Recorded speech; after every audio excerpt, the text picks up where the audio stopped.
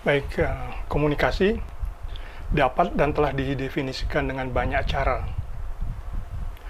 Sebagian definisi menggambarkan komunikasi sebagai proses satu arah untuk memengaruhi komunikan sebagai objek demi kepentingan komunikator sebagai subjek. Tetapi seperti telah kita bahas di sesi sebelumnya, komunikasi yang baik merupakan proses dua arah, proses untuk saling mengerti demi kebaikan semua pihak. Maka dengan pertimbangan itu, kita dapat memandang komunikasi yang baik sebagai proses pertukaran gagasan untuk saling memahami dalam upaya mencapai tujuan bersama. Pertukaran gagasan itu melalui pesan dan media. Ya kan? Jadi proses pertukaran gagasan untuk saling memahami dalam upaya mencapai tujuan bersama. Pertukaran berarti antara dua pihak atau lebih. Contoh sederhana, dua orang tidak saling kenal yang berpapasan dengan saling menepi di jalan yang sempit, sesungguhnya berkomunikasi. Sekalipun tidak menggunakan pesan verbal, hanya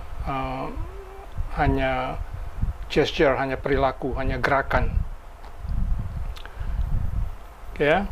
Pesan mereka yang pertama adalah gerakan saling mendekat, nonverbal, ya, tidak dengan kata-kata. Mereka bergerak saling mendekat, kan? Mereka akan berpapasan. Pesan itu membawa gagasan dan dipersepsi sebagai, kita akan berpapasan nih, perlu sama-sama memberi jalan, itu kan? Pesan berikutnya atau umpan balik yang saling dikirimkan adalah tindakan saling menepi.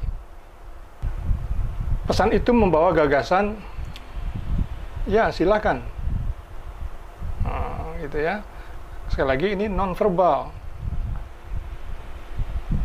Ini gagasan yang disampaikan dengan pesan non-verbal. Ketika umpan balik itu dipersepsi dengan benar, yakni kita saling menghargai, memberi jalan, terima kasih, mereka pun mencapai tujuan bersama, yakni berpapasan dengan nyaman. Jadi tujuan bersama mereka adalah berpapasan dengan nyaman, gitu kan? Dan komunikasi itu, saya lagi, komunikasi antar mereka tadi itu dilakukan secara non-verbal, tidak dengan kata-kata.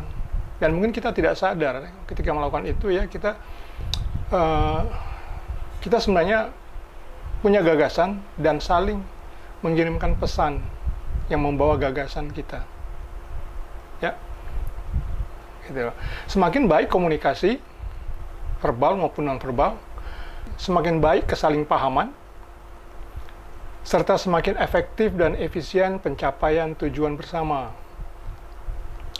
Iklan yang hanya menguntungkan pengiklan, ya, tidak dapat dikatakan sebagai pesan komunikasi yang baik karena satu arah.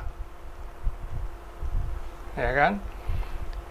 Harusnya dua arah, harusnya menguntungkan kedua pihak, pengiklan dan para calon konsumen. Demikian pula kegiatan humas yang memicu citra semu, citra palsu yang merugikan masyarakat bukanlah komunikasi yang baik. Kembali karena tidak dua arah, seimbang. Di sesi lain, kita akan membahas kegagalan komunikasi karena kesalahan gagasan, kesalahan pesan, kesalahan media, kesalahan penginderaan, dan atau kesalahan persepsi. Ya, kegagalan komunikasi dapat memicu konflik yang merugikan salah satu atau semua pihak yang berkomunikasi, atau sebagian pihak.